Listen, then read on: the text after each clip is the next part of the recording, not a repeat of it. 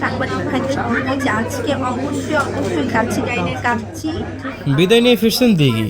গত বছরের ঈদে মুক্তি পাওয়া জঙ্গলি সিনেমার মাধ্যমে নতুন করে আলোচনায় এসেছিলেন চিত্রনায়িকা প্রার্থনা ফারদিন দিঘি। সেই ধারাবাহিকতা ধরে রেখে আসন্ন ঈদুল আজহায় তিনি ফিরছেন নতুন সিনেমা বিদায় নিয়ে।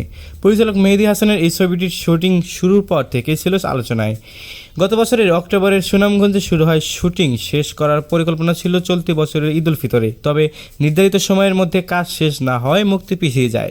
একই সময়ে নির্মাতা তার আরেকটি ছবি রাক্ষসের কাজ নিয়ে ব্যস্ত ছিলেন, যা এবারের ঈদে মুক্তি পেয়েছে। সংশ্লিষ্টরা জানিয়েছেন আগামী ঈদুল আজহায় বিদায় মুক্তি প্রায় নিশ্চিত। খুব শীঘ্রই ছবিটির বাকি অংশের শুটিং শুরু হবে। এ প্রসঙ্গে দিঘি বলেন, ছবিটির কিছু গুরুত্বপূর্ণ দৃশ্য শুটিং মালয়েশিয়ায় বাকি রয়েছে।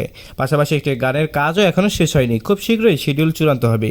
দারুণ একটি গল্পের ছবিটি তৈরি হচ্ছে। এ ধরনের গল্প আমাদের এদিকে খুবই কম দেখা যায়। জানা গেছে বিদায় এই প্রচলিত অর্থে কোনো একক নায়ক নেই, বরং গল্পই এখানে মুখ্য। এতে দিঘির পাশাপাশি অভিনয় করেছে বাপ্পারাজ, ফারুক আহমেদ ও ফজলুর রহমান বাবু।